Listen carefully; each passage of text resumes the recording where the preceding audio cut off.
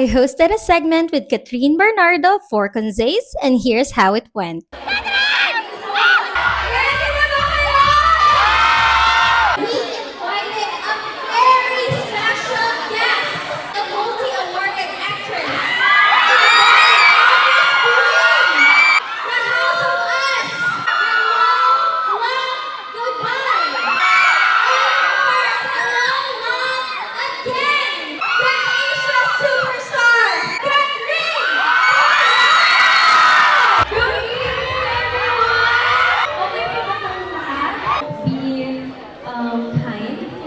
Sometimes it takes months, takes years of preparation. First, I